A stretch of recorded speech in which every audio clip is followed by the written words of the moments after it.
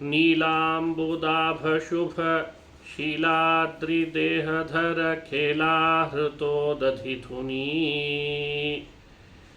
शैलादियुक्तनिखिलेलाकटाद्यसुर तुलाटवीदहनते कोलाकृते जलधिकालाचलावयव नीलाब्जदंष्ट्रधरणी लीलास्पदोरुतलमूलाशियोगिवर ಜಾಲಾಭಿವಂದಿತ ನಮಃ. ಮತ್ತೊಮ್ಮೆ ಶ್ಲೋಕ. ನೀಲಾಂಬುದಾಭ ಶುಭ ಶೀಲಾದ್ರಿದೇಹಧರ ಖೇಲಾಹೃತೋದಧಿಧುನಿ ಶೈಲಾದಿಯುಕ್ತ ನಿಖಿಲೇಲಾಕಟಾದ್ಯಸುರ ತುಲಾಟವೀದಹನತೆ ಕೋಲಾಕೃತೆ ಜಲಧಿಕಾಲಾಚಲಾವಯವ ನೀಲಾಬ್ಜದಂಷ್ಟ್ರಧರಣಿ ಲೀಲಾಸ್ಪದೋರುತಲಮೂಲಾಶಿಯೋಗಿವರ ಜಾಲಾಭಿವಂದಿತ ನಮಃ. ಹೀಗೆ ಶ್ಲೋಕವನ್ನು ಅನುಸಂಧಾನ ಮಾಡಬೇಕು. ಪದವಿಭಾಗ. ನೀಲಾಂಬುದಾಭ ಶುಭ ಶೀಲಾದ್ರಿ ದೇಹಧರ ಖೇಲಾಹೃತೋ ದಧಿಧುನಿ ಶೈಲಾದಿಯುಕ್ತ ನಿಖಿಲೇಲಾಕಟಾದ್ಯಸುರ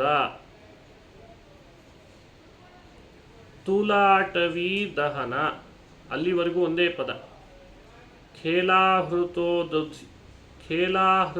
ದಧಿ ಧುನಿ ಶೈಲಾದಿಯುಕ್ತ ನಿಖಿಲೇಲಾಕಟಾದ್ಯಸುರ ತುಲಾಟವಿ ದಹನ.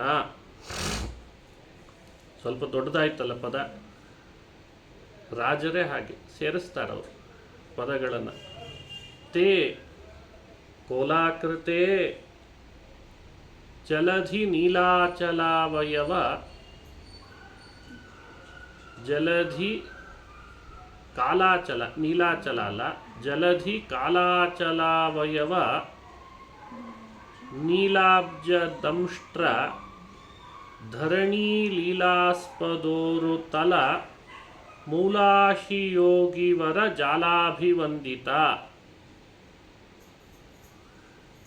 ಇಲ್ಲಿ ನೀಲಾಬ್ಜದಂಷ್ಟ್ರ ತನಕ ಒಂದು ಪದ ಮಾಡಿಕೊಳ್ಬೇಕು. ಜಲಧಿ ಕಾಲಾಚಲಾವಯವ ನೀಲಾಬ್ಜದಂಷ್ಟ್ರ ಅಲ್ಲಿಗೊಂದು ಪದ. ಧರಣಿ ಲೀಲಾಸ್ಪದೋರುತಲ ಧರಣಿ ಲೀಲಾಸ್ಪದೋರುತಲ ಅಲ್ಲಿಗೊಂದು ಮಾಡ್ಕೊಳ್ಬೋದು.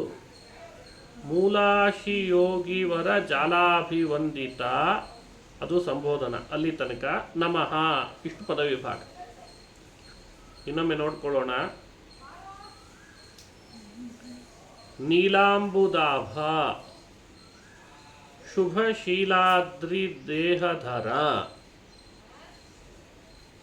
ಖೇಲಾಹೃತೋ ದಧಿಧುನಿ ಶೈಲಾದಿಯುಕ್ತ ನಿಖಿಲೇಲಾಕಟಾದ್ಯಸುರ ತುಲಾಟವಿ ದಹನ. ತೇ ಎರಡು ಪಾದ ಆಯಿತು. ಕೋಲಾಕೃತೆ ಜಲಧಿ ಕಾಲಾಚಲಾವಯವ ನೀಲಾಬ್ಜದಂಷ್ಟ್ರ ಧರಣಿ ಲೀಲಾಸ್ಪದೋರುತಲ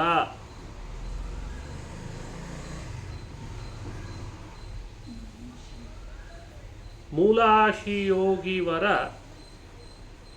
ಜಾಲ ಮೂಲಾಶಿಯೋಗಿವರ ಜಾಲಾಭಿವಂದಿತ ಸಮಸ್ತ ಪದ. ನಮಃ ಪದವಿಭಾಗ ಆಯಿತು. ಪದಾರ್ಥದ ಕಡೆ ಗಮನಿಸೋಣ. 7ನೇ ಶ್ಲೋಕ ವರಾಹ ರೂಪಿ ಭಗವಂತನ ವರ್ಣನೆ. ಭಾವಿ ಸಮೀರ ರಾಜರು ವರಾಹನನ್ನು ಹೇಗೆ ಸ್ತೋತ್ರ ಮಾಡಬೇಕು ಅಂತ ಶಿಕ್ಷಣ ಕೊಡ್ತಾರೆ ಶಿಷ್ಯರಿಗೆ. ಯಾವ ರೀತಿ ಅವನ ಅನುಸಂಧಾನ ಮಾಡಿದರೆ ನಮಗೆ ಅಭೀಷ್ಟಗಳು ಪೂರ್ಣ ಆಗ್ತವೆ, ಶತ್ರುಗಳು ನಾಶ ಆಗ್ತಾರೆ, ಅದನ್ನು ಅವನ ಚರಿತ್ರೆಯ ಸ್ಮರಣೆ ಮಾಡಿಸಿ ವರ್ಣನೆ ಮಾಡ್ತಾರೆ. ನೀಲಾಂಬುದಾಭ, ಸಂಸ್ಕೃತದಲ್ಲಿ ಅಂಬುದ ಅಂದರೆ ಮೋಡ. ನೀಲಾಂಬುದ, ನೀಲ ಕಪ್ಪಾದ ನೀಲಮಯವಾದ ಮೋಡಗಳಂತೆ ಆಭ, ಬಣ್ಣವುಳ್ಳವನು, ದೇಹದ ಕಾಂತಿ ಉಳ್ಳವನು ಅಂತ ಅರ್ಥ. ಅದು ಸಂಬೋಧನ. ಹೇ ನೀಲಾಂಬುದಾಭ, ನೀಲ ಕಪ್ಪಾದ ಅಂಬುದ ಮೋಡದಂತೆ, ಅದಕ್ಕೆ ಕಾರ್ಮೋಡ ಅಂತಂತಾರೆ. ಕಾರ್ಮೋಡದಂತಹ ದೇಹದ ಕಾಂತಿಯುಳ್ಳವನೇ, ಶುಭಶೀಲ ಅದ್ರಿಧರ ದೇಹ. ಶುಭಶೀಲ ಅಂದರೆ ಎಲ್ಲ ರೀತಿಯಿಂದಲೂ ಮಂಗಳವಾದ ಸ್ವಭಾವ. ಹಾಗಾಗಿ ಶುಭಶೀಲ, ಶುಭ ಮಂಗಳಕರವಾದ ಸ್ವಭಾವದವನೇ. ಅದ್ರಿಧರ, ಅದ್ರಿದೇಹಧರ. ಅದ್ರಿದೇಹ ಅಂದರೆ ಪರ್ವತದ ಶರೀರದಂತೆ ಶರೀರವುಳ್ಳವನು. ವರಾಹನಾಗಿ ಭಗವಂತ ಬೆಳೆದಾಗ ಬೆಟ್ಟ ಕಂಡಾಗ ಆಗ್ತಿತ್ತಂತ ಅವನನ್ನು ನೋಡಿದರೆ. ಅದಕ್ಕೆ ಅದ್ರಿದೇಹಧರ, ಪರ್ವತ ಆಕಾರದ ಶರೀರವನ್ನು ಧರಿಸಿದವನೇ. ಅದು ಒಂದು ಭಗವಂತನಿಗೆ ಸಂಬೋಧನ, ವಿಶೇಷಣ. ಪರ್ವತದ ಆಕಾರದ ದೇಹ ಧರಿಸಿದವನೇ. ಖೇಲಾಹೃತೋ ದಧಿಧುನಿ ಶೈಲಾತಿಯುಕ್ತ ನಿಖಿಲೇಲಾಕಟಾದ್ಯಸುರ ತೂಲಾಟವೀ ದಹನ. ಎಷ್ಟು ದೊಡ್ಡ ವಿಶೇಷಣ. ಖೇಲಾಹೃತೋ ದಧಿ ಧುನಿ ಶೈಲಾದಿಯುಕ್ತ ನಿಖಿಲೇಲಾಕಟಾದ್ಯ. ಏನು ಹೇಳಬೇಕಿದೆ ಅವರಿಗೆ ಅಂದರೆ, ಈ ಭೂಮಿ ಏನಿದೆ ಇದಕ್ಕೆ ಏನೆಲ್ಲ ಕೂಡಿದೆ, ಇಲ್ಲಿ ಏನೆಲ್ಲ ಸೇರಿಸಿದೆ, ಇದನ್ನು ಹೇಗೆ ಅಪಹರಿಸಿದ ಅಸುರ, ಆ ಚರಿತ್ರೆ ಏನು ವರ್ಣನೆ ಮಾಡಬೇಕು ಅದನ್ನೆಲ್ಲ ಇಲ್ಲಿ ಸೇರಿಸ್ತಾರೆ. ಉದಧಿ ಅಂದರೆ ಸಮುದ್ರ, ಶೈಲ ಅಂದರೆ ಬೆಟ್ಟ, ಆದಿ ಅಂದರೆ ಮೊದಲಾದವುಗಳು, ಅವುಗಳಿಂದ ಸಹಿತವಾದಂತಹ ನಿಖಿಲ ನಿಖಿಲ ಏಲಾಕಟ. ಏಲಾಕಟ ಅಂದರೆ, ಕಟ ಅಂದರೆ ಭೂಮಿಯ ಮೇಲೆ ಹಾಸುವಂಥ ಚಾಪೆಗೆ ಈ ಕೂಡುವಾಗ ಹಾಸ್ಕೊಳ್ತಾರಲ್ಲ ಚಾಪೆ, ಅದಕ್ಕೆ ಕಟ ಅಂತ ಕರೀತಾರೆ ಸಂಸ್ಕೃತದಲ್ಲಿ. ಅದನ್ನು ಚಾಪೆಯನ್ನು ಮಡಚುವಾಗ ಏನು ಆಯಾಸ ಇರಲ್ಲ, ಹಾಗೆ ಭೂಮಿಯನ್ನು ಮಡಿಸಿಬಿಟ್ಟಿದ್ದಂತ ರಾಕ್ಷಸ ಹಿರಣ್ಯಾಕ್ಷ. ಎರಡನೇ ಬಾರಿ ಇದು. ಮೊದಲನೇ ಬಾರಿ ತಾನಾಗೆ ಮುಣುಗ್ತಿತ್ತು, ಎರಡನೇ ಬಾರಿ ಚಾಪೆ ಸುತ್ತದಾಗಿ ಸುತ್ತಿ ಅದನ್ನು ಅಪಹಾರ ಮಾಡಿಬಿಟ್ಟಿದ್ದ. ಅಂಥ ಅಸುರನನ್ನು ಯುದ್ಧ ಮಾಡಿ ಕೊಂದ ಅಂತ ಹೇಳಬೇಕಾಗಿದೆ. ಖೇಲಾಹೃತೋ ಖೇಲ ಆಹೃತ ಉದಧಿ ಧುನಿ ಶೈಲಾದಿಯುಕ್ತ ನಿಖಿಲ ಏಲಾಕಟ. ಅದಕ್ಕೆ ವಿವರಣೆ ಮಾಡಿದ್ದಾರೆ ನೋಡಿ. ಏನೇನಂತ ಹೇಳ್ತಾರೆ? ಸಮುದ್ರ, ನದಿಗಳು, ಉದಧಿ ಅಂದರೆ ಸಮುದ್ರ, ಧುನಿ ಅಂದರೆ ಹರಿದು ಹೋಗುವಂತಹ ನದಿಗಳು, ಶೈಲ ಅಂದರೆ ಬೆಟ್ಟ, ಇವೇ ಆದಿ ಮೊದಲಾದವುಗಳಿಂದ ಯುಕ್ತ ಯುಕ್ತಳಾದಂತಹ ಯಾರವಳು? ಭೂಮಿ. ಈ ಭೂಮಿಯಲ್ಲಿ ತಾನೇ ಇವೆಲ್ಲ ಇರೋದು. ಈ ಸಮಗ್ರ ಭೂಮಂಡಲವನ್ನು, ಈ ಭೂಮಿಯನ್ನು ಏಲಾಕಟ ಚಾಪೆಯಂತೆ ಸುತ್ತುಕೊಂಡು, ಆಯಾಸ ಇಲ್ಲದೇನೆ ಸುತ್ತುಕೊಂಡು ಅಪಹರಣ ಮಾಡಿದ ಆಹೃತ, ಅಪಹರಣ ಮಾಡಿದಂತಹ ಖೇಲಾಹೃತ. ಖೇಲಾಹೃತ ಅಂದರೆ ಆಯಾಸ ಇಲ್ಲದೆ ಅಪಹರಣ ಮಾಡಲ್ಪಟ್ಟಂತಹ ಮಾಡಿದಂತಹ ಅಸುರ. ಆ ದೈತ್ಯ ಯಾರವನು? ಆದಿ ಅಸುರ. ಆದಿ ಅಸುರ ಅಂದರೆ ಆದಿ ಮೊದಲು ಬಂದ ಅಸುರ. ರಾಕ್ಷಸನಾದ ಹಿರಣ್ಯಾಕ್ಷನೆಂಬ ತೂಲಾಟವಿ. ತೂಲಾಟವಿ ಅಂದರೆ, ಅಟವಿ ಅಂದರೆ ಕಾಡು, ತೂಲ ಅಂದರೆ ಹತ್ತಿ. ಹತ್ತಿದೇ ಒಂದು ಕಾಡನ್ನು ಕಲ್ಪನೆ ಮಾಡಿಕೊಳ್ಳ್ರಿ. ಹತ್ತಿ ರೂಪವಾದ ಕಾಡನ್ನು ದಹನ, ಸುಟ್ಟು ಭಸ್ಮ ಮಾಡಿದಂಥವನೇ. ಇಷ್ಟು ಆ ಪದದ ಅರ್ಥ. ಸ್ವಲ್ಪ ಕಷ್ಟ ಇದ್ದದ್ದಕ್ಕೆ ನಿಧಾನ ಹೇಳಿದೆ ಅಷ್ಟೆ. ಖೇಲ ಆಹೃತ ಉದಧಿ ಧುನಿ ಶೈಲ ಆದಿ ಯುಕ್ತ ನಿಖಿಲ ನಿಖಿಲ ಇಳ ಕಟ ನಿಖಿಲ ಏಳ ಕಟ ಆದಿ ಅಸುರ ತೂಲ ಅಟವಿ ದಹನ. ಇಷ್ಟಿದೆ ನೋಡಿ ಪದ ಅಲ್ಲಿ. ಅದಕ್ಕೆ ಹೇಳಿದೆ. ಅಂತೂ ಅರ್ಥ ಹೇಳುವಾಗ ಹೀಗೆ ಅರ್ಥ ಹೇಳಬೇಕು. ಉದಧಿ ಸಮುದ್ರ, ಧುನಿ ನದಿಗಳು, ಶೈಲ ಬೆಟ್ಟ, ಇವೇ ಆದಿ ಮೊದಲಾದವುಗಳಿಂದ ಯುಕ್ತ ಸಹಿತವಾದಂತಹ ಈ ಈ ಭೂಮಿಯನ್ನು ನಿಖಿಲೇಲ ಇಡೀ ಭೂಮಂಡಲವನ್ನು ಕಟ ಚಾಪೆಯಂತೆ ಸುತ್ತಿ, ಖೇಲಾಹೃತ ಅಪಹರಿಸಿದಂತಹ ಆದ್ಯಸುರ ಮೊದಲಿಗ ಹಿರಣ್ಯಾಕ್ಷ ರಾಕ್ಷಸನನ್ನು ರಾಕ್ಷಸನೆಂಬ ತೂಲಾಟವಿ ಹತ್ತಿಯ ಕಾಡನ್ನು ದಹನ ಭಸ್ಮ ಮಾಡಿದವನೇ. ಹತ್ತಿಯ ಕಾಡಿಗೆ ಬೆಂಕಿಯಂತಿರುವವನೇ ಅಂದರೆ ಅವನನ್ನು ಭಸ್ಮ ಮಾಡಿದವನೇ. ಎಲ್ಲ ಪದಕ್ಕೆ ಅರ್ಥ ಬಂತು ಅಂತ ಅಂದ್ಕೊಳ್ತೇನೆ. ಮುಂದೆ ಜಲಧಿ ಕಾಲಾಚಲಾವಯವ. ಜಲಧಿ ಕಾಲಾಚಲ ಅಂದರೆ, ಈ ಜಲಧಿ ಅಂದರೆ ಸಮುದ್ರ, ಕಾಲಾಚಲಾವಯವ ಅಂದರೆ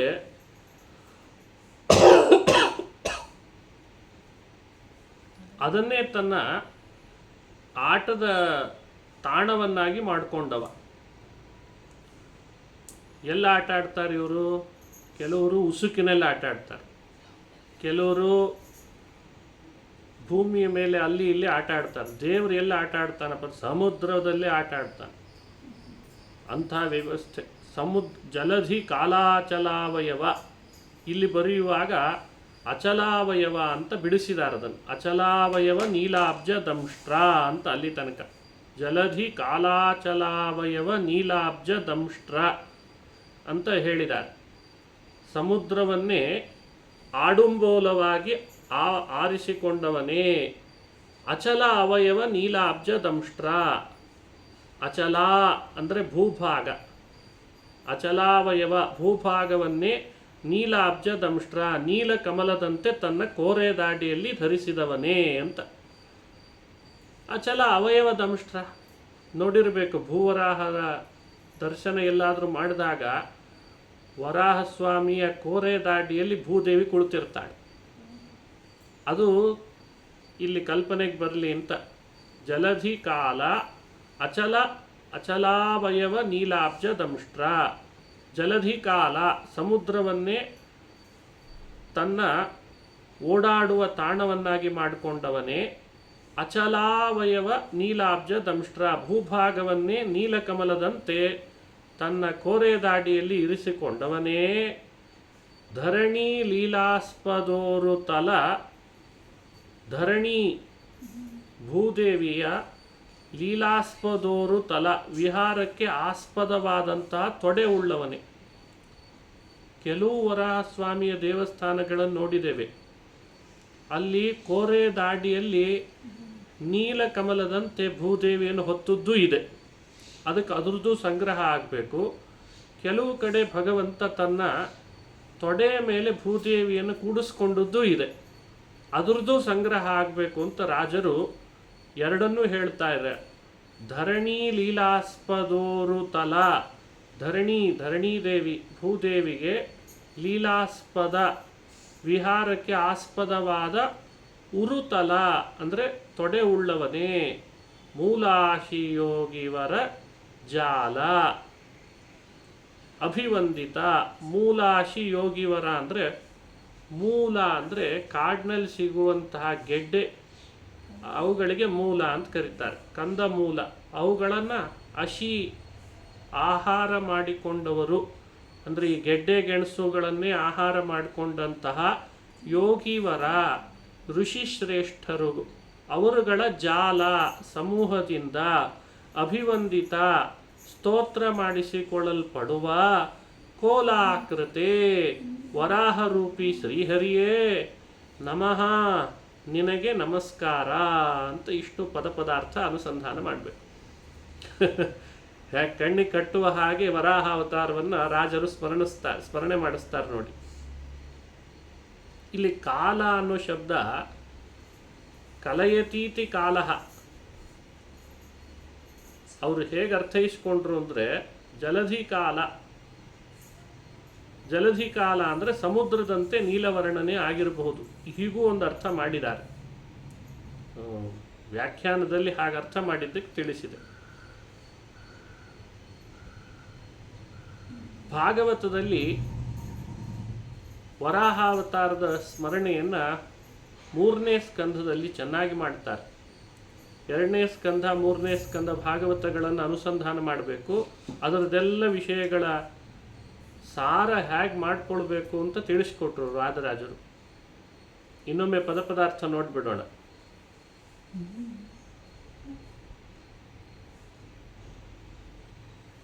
ನೀಲಾಂಬುದಾಭ. ನೀಲಾಂಬುದಾಭ ಅಂದರೆ ಕಾರ್ಮೋಡದಂತೆ ದೇಹದ ಕಾಂತಿ ಉಳ್ಳವನೇ. ಶುಭ ಶೀಲ ಅದ್ರಿಧರ ದೇಹ, ಅದು ಬೇರೆ ಬೇರೆ ಪದನೂ ಮಾಡಿಕೊಡ್ಬೋದು. ಶುಭಶೀಲ ಮಂಗಳಕರನಾದವನೇ, ಶುಭಶೀಲ ಮಂಗಳ ಸ್ವಭಾವದವನೇ. ಅದ್ರಿದೇಹಧರ, ಅದ್ರಿದೇಹ ಬೆಟ್ಟದಂತೆ ಆಕಾರವುಳ್ಳ ದೇಹವನ್ನು ಧರಿಸಿದವನೇ. ಖೇಲಾಹೃತೋದಧಿಧುನಿ ಶೈಲಾದಿಯುಕ್ತ ನಿಖಿಲೇಲಾಕಟಾದ್ಯ ಸುರತುಲಾಟವೀ ದಹನ. ಎಷ್ಟು ದೊಡ್ಡ ಪದ! ಸಮುದ್ರ, ನದಿ, ಬೆಟ್ಟ ಇವುಗಳಿಂದ ಯುಕ್ತವಾದ ಈ ಭೂಮಿಯನ್ನೇ ಚಾಪೆಯಂತೆ ಸುತ್ತಿ ಖೇಲಾಹೃತ ಆಯಾಸ ಇಲ್ಲದೇನೆ ಪಾತಾಳಕ್ಕೆ ಅಂತ ಒಯ್ದಂತಹ ಆದ್ಯಸುರ ಮೊದಲಿಗನಾದಂತಹ ಅಸುರ, ಆ ಹಿರಣ್ಯಾಕ್ಷನೆಂಬ ಅಸುರ, ಆ ಅಸುರನೆಂಬ ತೂಲಾಟವಿ ಹತ್ತಿಯ ಕಾಡಿಗೆ ದಹನ ಬೆಂಕಿಯಂತೆ ಇರುವವನೇ. ಜಲಧಿ ಕಾಲಾಚಲಾವಯವ, ಸಮುದ್ರವನ್ನೇ ತನ್ನ ಆಟದ ತಾಣವನ್ನಾಗಿ ಮಾಡಿಕೊಂಡವ. ಜಲಧಿ ಕಾಲ, ಅಚಲಾವಯವ ನೀಲಾಬ್ಜ ದಂಷ್ಟ್ರ ಅಂತ ಮತ್ತೊಂದು. ಅಚಲ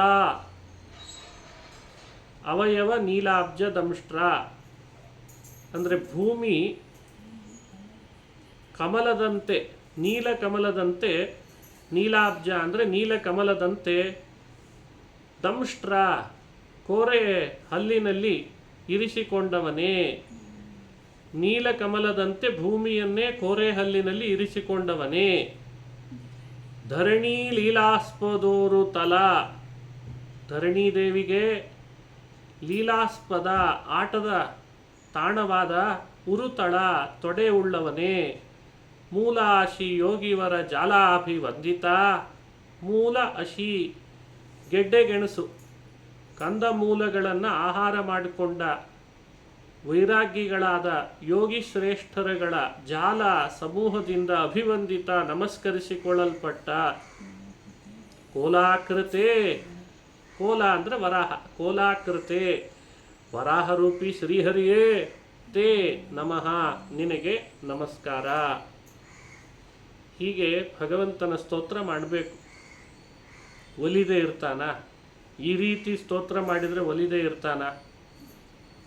ರಾಜರು ಒಂದೊಂದು ಭಗವದ್ ರೂಪಗಳನ್ನು ಸ್ಮರಿಸ್ತಿದ್ರೆ ಎದುರುಗಡೆಗೆ ಬಂದು ದರ್ಶನ ನೀಡ್ತಾನೆ ಸದಾ ಶ್ರೀಹರಿ. ಈ ಶ್ಲೋಕದ ಅರ್ಥ, ಪದಾರ್ಥ ನೋಡಿದ್ವಿ. ಭಾವಾರ್ಥ ಸುಲಭ ಇದೆ. ನೀಲವರಾಹ, ಶ್ವೇತವರಾಹ ಅಂತ ನಾವು ವರಾಹನ ಸ್ಮರಣೆ ಮಾಡುವಾಗ ಆದಿವರಾಹ ಅಂತ ಮತ್ತೊಂದು, ನೀಲವರಾಹ ಅಂತ ಮತ್ತೊಂದು, ಹೀಗೆ ಹೆಸರಿನಿಂದ ಕರೆದದ್ದಿದೆ. ಆ ಎಲ್ಲ ವಿಷಯಗಳು ಒಟ್ಟಿಗೆ ಸಂಗ್ರಹ ಆಗಬೇಕು ಅಂತ ರಾಜರು ಒಂದೇ ಶ್ಲೋಕದಲ್ಲಿ ಅನುಸಂಧಾನ ಮಾಡಿಸ್ತಾರೆ.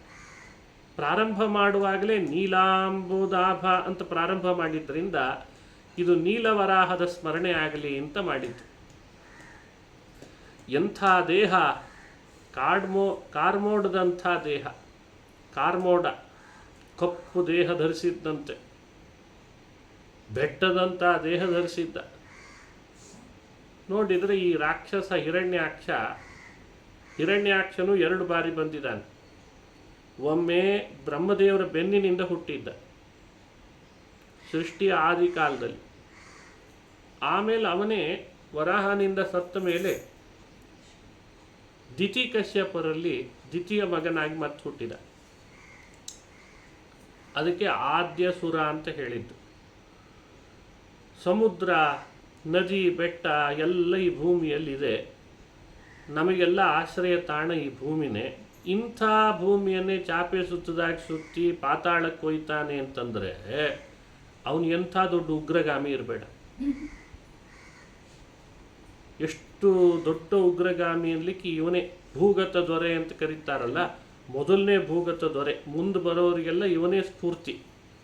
ಭೂಮಿಗೆ ಹೆಂಗೆ ಆತಂಕ ಉಂಟು ಮಾಡಬೇಕು, ಎಲ್ಲಿ ಪ್ರತಿಭಟನೆ ಮಾಡಬೇಕು, ಅರಾಜಕತೆ ಹ್ಯಾಕ್ ತರಬೇಕು, ಇದಕ್ಕೆಲ್ಲ ಮೂಲ ಇವನೇ. ಇಂಥ ನೀಚನನ್ನು ಭಗವಂತ ಸುಟ್ಟು ಭಸ್ಮ ಮಾಡಿದ. ಬೆಂಕಿ ಇದ್ದಂತೆ ಇವನೇ ಒಂದು ದೊಡ್ಡ ಹತ್ತಿಯ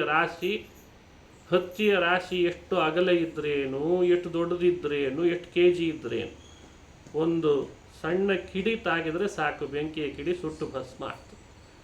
ಭಗವಂತ ಬೆಂಕಿಯಂತೆ ಇವನನ್ನು ಸುಟ್ಟು ಭಸ್ಮ ಮಾಡಿದ. ಆಮೇಲೆ ಏನು ಮಾಡಿದ? ಭೂಮಿಯನ್ನು ತನ್ನ ಕೋರೆ ಹಲ್ಲಿನ ಮೇಲೆ ನಿಲ್ಲಿಸ್ಕೊಂಡ. ಯಾರು ಏನೂ ಮಾಡೋ ಹಾಗಿಲ್ಲ. ಭಗವಂತನ ಕೋರೆ ಹಲ್ಲಿನ ಮೇಲೆ ಸ್ಥಿರವಾಗಿ ನಿಂತಿರೋದಕ್ಕೆ ಅಚಲ ಅನ್ನೋ ಪದ ಅಲ್ಲೇ ಹಾಕಿದರು ರಾಜರು. ಭೂಮಿ ಇಷ್ಟು ಸ್ಥಿರವಾಗಿ ಯಾಕೆ ನಿಂತಿದೆ? ದೇವರು ತನ್ನ ಕೋರೆ ಹಲ್ಲಿನ ಮೇಲೆ ನಿಲ್ಲಿಸ್ಕೊಂಡದಕ್ಕೆ ನಿಂತಿದೆ ಅಂತ ಚಿಂತನೆ ಮಾಡಬೇಕಂತ. ಅಂತಹ ಅದ್ಭುತ ಸ್ಥಿರತೆ ನಮ್ಮ ಬದುಕಿನಲ್ಲಿಯೂ ನಮ್ಮನ್ನು ಚಾಪೆ ಸುತ್ತದಾಗಿ ಸುತ್ತಿ, ನಾವು ಎಷ್ಟೇ ಬಲಶಾಲಿಗಳಾದರೂ ನಮ್ಮನ್ನು ನೀರಿನಲ್ಲಿ ಮುಳುಗಿಸಿ ಪಾತಾಳಕ್ಕೆ ಒಯ್ಯೋರು ಬಹಳ ಜನ ಇದ್ದಾರೆ ಭೂಮಿಯಂತೆ. ಭಗವಂತನ ಕೋರೆ ಹಲ್ಲಿಗೆ ಸೇರಿಕೊಂಡ್ರೆ ಸ್ಥಿರವಾಗಿ ನಿಲ್ಲಿಕ್ಕಾಗ್ತದೆ. ಇಲ್ದಿದ್ರೆ ನಮ್ಮನ್ನು ಮುಗಿಸೇ ಬಿಡ್ತಾರೆ. ಸ್ವಲ್ಪ ಬೆಳೀತಿದ್ದಾನೆ ಅಂದರೆ ಸಾಕು, ಅವನ ಕೈ ಹಿಡಿದು ಕಾಲು ಹಿಡಿದು ಎಳೆಯೋರೇ ಜಾಸ್ತಿ. ಇನ್ನೂ ಪೂರ್ಣ ಅವನ ಕೈಗೆ ಸಿಕ್ಬಿಟ್ಟ ಅಂದರೆ ಬಾಯಿಗೆ ಆಹಾರ ಆಗಿ ಪೂರ್ಣ ಸುತ್ತಿ ಅವನನ್ನು ಕೆಳಗೆ ಹಾಕಿಬಿಡ್ತಾರೆ. ಅಂಥವ್ರು ಎಷ್ಟು ಜನ ಇಲ್ಲ ಇವತ್ತು ನಮ್ಮ ಶತ್ರುಗಳು. ಭೂಮಿಗೆ ಶತ್ರುವಾದವನು ಹಿರಣ್ಯಾಕ್ಷ. ಸಿಕ್ಕಳಲ್ಲ ಅಂಥೇಳಿ ಕೈಗೆ ಚಾಪೆ ಸುತ್ತಿ ನೆಲಕ್ಕೆ ಹಾಕಿಬಿಡ್ತೇನೆ ಪಾತಾಳಕ್ಕೆ ಅಂದರೆ ಎಂಥ ನೀಚ. ಅವಳೇನು ಮಾಡಿದ್ಲು ಪಾಪ ಭೂಮಿಯವನಿಗೆ. ನಮ್ಮ ಸ್ಥಿತಿನೂ ಭೂಮಿಯ ಸ್ಥಿತಿ ಇದೆ. ನಮ್ಮ ಶಕ್ತಿ ಸಾಲದು ಅಂತಾಗಿದೆ. ನಾವು ಭೂಮಿಯಲ್ಲಿ ಸ್ಥಿರವಾಗಿರಬೇಕಿದೆ. ನಾವು ಒಂದು ಕಡೆ ಸ್ಥಿರ ನೆಲೆಗೊಳ್ಳಬೇಕಲ್ಲ. ಯಾವಾಗಲೂ ಅಲ್ಲಿ ಇಲ್ಲಿ ಓಡಾಡ್ಕೊಂಡಿದ್ರೆ ಹಾಗೆ ಸ್ಥಿರವಾಗಿ ನೆಲೆಸಬೇಕಿದೆ. ಹಾಗಾದರೆ ವರಾಹನ ಸ್ಮರಣೆ ಚೆನ್ನಾಗಿ ಮಾಡಬೇಕು. ಯಾರು ವರಾಹನ ಸ್ಮರಣೆ ಮಾಡ್ತಾರೋ ಅವರಿಗೆ ಸ್ಥಿರ ನೆಲೆ ಸಿಗ್ತದೆ ಅಂತ ಅರ್ಥ. ಸ್ಥಿರ ನೆಲೆ, ಭೂಮಿಗೆ ಸ್ಥಿರ ನೆಲೆ ಕಲ್ಪಿಸಿದವನು ನಮಗೆ ಸ್ಥಿರ ನೆಲೆ ಕಲ್ಪಿಸದೇ ಇರ್ತಾನ? ಇದು ಫಲ. ಅದಕ್ಕೆ ಜಲಧಿ ಕಾಲ ಅಚಲಾವಯವ ನೀಲಾಬ್ಜ ದಂಷ್ಟ್ರ. ಅಚಲಾವಯವ ನೀಲಾಬ್ಜ ದಂಷ್ಟ್ರ. ಅಚಲ ಅಲ್ಲ, ಅಚಲ. ಭೂಮಿಗೆ ಸ್ಥಿರ ನೆಲೆಯನ್ನು ಕಲ್ಪಿಸಿದಂಥವನು. ನಾವು ಅನುಸಂಧಾನ ಮಾಡಬೇಕಿಂಥ ವರಾಹನನ್ನ. ಸಮುದ್ರವೇ ತನ್ನ ಆಟದ ಭೂಮಿ ಮಾಡಿಕೊಂಡವನು, ಆಟದ ತಾಣ ಮಾಡಿಕೊಂಡವನು. ಸಮುದ್ರದಲ್ಲಿ ವಿಹರಿಸುವವನಿಗೆ ಭೂಮಿ ಸ್ಥಿರವಾಗಿ ತನ್ನ ಕೋರೆ ಹಲ್ಲಿನಲ್ಲಿ ನಿಲ್ಲಿಸುವಂತೆ ಶಕ್ತಿ ಇದೆ, ಸಾಮರ್ಥ್ಯ ಇದೆ. ಅದನ್ನು ಮಾಡಿದ. ಇನ್ನೊಂದು ವಿಶೇಷ, ಲೋಕಕ್ಕೆಲ್ಲ ಧರಣಿ ಅಂತ ಕರೆಸ್ಕೊಂಡವಳು ಭೂದೇವಿ. ಧರಣಿ ಅಂದರೆ ಎಲ್ಲರನ್ನ ಧಾರಣ ಪೋಷಣ ಮಾಡ್ತೇನೆ.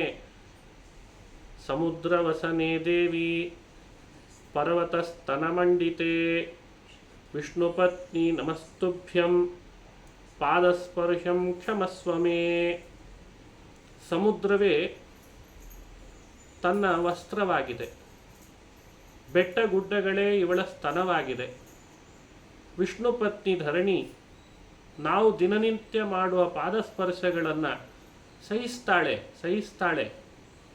ಹಾಗಾಗಿ ಅವಳನ್ನು ಪ್ರಾರ್ಥಿಸಬೇಕು, ಕ್ಷಮಸ್ವ, ನಮ್ಮನ್ನು ಕ್ಷಮಿಸು. ಸಮುದ್ರ ವಸನೇ ದೇವಿ, ಸಮುದ್ರವನ್ನೇ ವಸ್ತ್ರವಾಗಿ ತೊಟ್ಟವಳೇ, ವಿಷ್ಣುವಿನ ಪತ್ನಿಯೇ, ಬೆಟ್ಟ ಗುಡ್ಡಗಳ ಸ್ತನ ಉಳ್ಳವಳೇ, ನಮ್ಮನ್ನು ರಕ್ಷಿಸು. ಪಾದಸ್ಪರ್ಶಂ ಕ್ಷಮಸ್ವ ಮೇ ಪಾದಸ್ಪರ್ಶಂ ಕ್ಷಮಸ್ವ. ಹೀಗೆ ದಿನಾ ಧರಣಿ ದೇವಿಯನ್ನು ಪ್ರಾರ್ಥಿಸಬೇಕು ಅಂತ ನಮಗೆ ಸಂಪ್ರದಾಯದಲ್ಲಿ ಹೇಳ್ಕೊಡ್ತಾರೆ, ಶಾಸ್ತ್ರ ಹೇಳ್ತದೆ. ಅವಳ ಹೆಸರೇ ಧರಣಿ, ಎಲ್ಲರನ್ನ ಧಾರಣ ಪೋಷಣ ಮಾಡ್ತಾಳೆ. ಅಂಥ ಧರಣಿ ಆಟವಾಡೋದು ಎಲ್ಲಿ? ಭಗವಂತನ ತೊಡೆ ಮೇಲಂತ. ಸದಾ ಇವಳನ್ನು ತನ್ನ ತೊಡೆ ಮೇಲೆ ಕೂಡಿಸ್ಕೊಂಡಿದ್ದಾನೆ. ಧರಣಿಯ ಲೀಲಾಸ್ಪದೋರು ತರ, ಧರಣಿ ದೇವಿಯ ಆಟದ ತಾಣವಾದ ತೊಡೆ ಉಳ್ಳವನೇ, ಅಂದರೆ ತೊಡೆ ಮೇಲೆ ಭೂದೇವಿಯನ್ನು ಕೂಡಿಸ್ಕೊಂಡಿದ್ದಾನೆ. ಹಿಂದಿನ ಮಾತು ಅಚಲಾವಯವ ನೀಲಾಬ್ಜ ದಂಷ್ಟ್ರ ಅನ್ನೋ ಮಾತು. ಅಂದರೆ ಭೂದೇವಿಯನ್ನು ಸ್ಥಿರವಾಗಿ ನೀಲಕಮಲದಂತೆ ಕೋರೆಹಲ್ಲಿನಲ್ಲಿ ಇರಿಸ್ಕೊಂಡವನು ಇವನೇ, ಧರಣಿಯ ಲೀಲಾಸ್ಪದವಾದ ತೊಡೆ ಉಳ್ಳವನು ಇವನೇ ಅಂತ ಹೇಳಿ ಬಹಳ ಚಮತ್ಕಾರವಾಗಿ ಭಗವಂತನ ಎರಡೂ ವರಾಹ ಅವತಾರ, ಭೂದೇವಿಯನ್ನು ತೊಡೆ ಮೇಲೆ ಕೂಡಿಸ್ಕೊಂಡವನು, ಕೋರೆಹಲ್ಲಿನಲ್ಲೂ ಹೊತ್ತವನು ಅಂತ. ಎರಡನೇ ವಿಶೇಷಣ ಏನು ಸ್ಪಷ್ಟಪಡಿಸ್ತು ಅಂದರೆ, ಧಾರಣ ಪೋಷಣ ಮಾಡುವವಳು ಭೂದೇವಿ, ಅವಳನ್ನೂ ತೊಡೆ ಮೇಲೆ ಕೂಡಿಸ್ಕೊಂಡವನು ಅಂತ ಹೇಳಿದ್ರಿಂದ ನಮ್ಮ ಬದುಕಿನ ಧಾರಣ ಪೋಷಣೆಯ ಜವಾಬ್ದಾರಿ ಹೊತ್ತ ಲಕ್ಷ್ಮಿ ತಾಯಿ ಇವನ ತೊಡೆ ಮೇಲೆ ಕೂಡ್ತಾಳೆ ಅಂದರೆ ಇವನೇ ತಂದೆ ಅಂತ ಪರಿಚಯಿಸಿದ್ರು. ಹಾಗಾಗಿ ಯಾರು ನೀಲವರಾಹ ಭೂವರಾಹನ ಸ್ಮರಣೆ ಮಾಡ್ತಾರೋ ಅವರಿಗೆ ಭಗವಂತ ಧಾರಣ ಪೋಷಣೆ ಮಾಡಿಸ್ತಾನೆ ತನ್ನ ಪತ್ನಿ ಧರಣಿಯ ಮೂಲಕ ಅನ್ನೋ ವಿಶೇಷ ಮಾಹಿತಿಯನ್ನು ಅನುಸಂಧಾನ ಮಾಡಿಸ್ತಾರೆ ಕೊಟ್ಟು.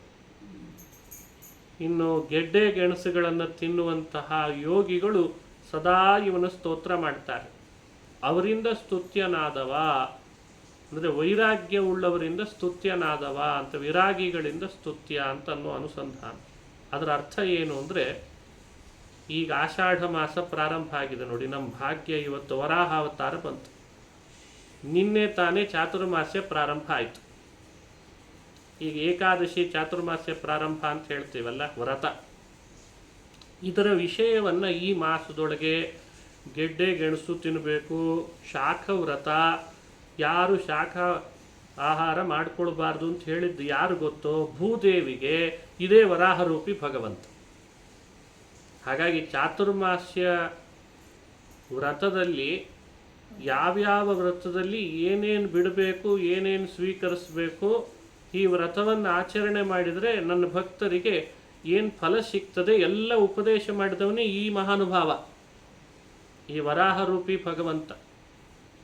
ಹಾಗಾಗಿ ಅದನ್ನು ಸ್ಮರಣೆಗೆ ತರುವಂತೆ ಮೂಲಾಶಿ ಯೋಗಿವರ ಜಾಲಾಭಿವಂದಿತ ಅಂತ, ಈ ಗೆಡ್ಡೆ ಗೆಣಸು ತಿನ್ನುವ ವೈರಾಗ್ಯವುಳ್ಳ ಯೋಗಿ ಶ್ರೇಷ್ಠರಿಂದ ಸ್ತುತ್ಯನಾದಂತಹ ಕೋಲಾಕೃತೆ ವರಾಹ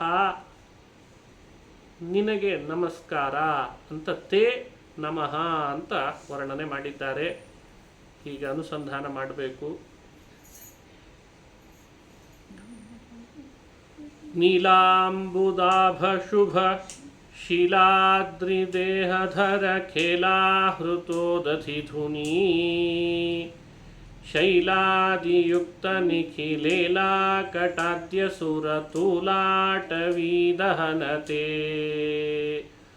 ಕೋಲಾಕೃತೆ ಜಲಧಿ ಕಾಲಾಚಲಾವಯವ ನೀಲಾಬ್ಜದಂಷ್ಟ್ರಧರಣೀ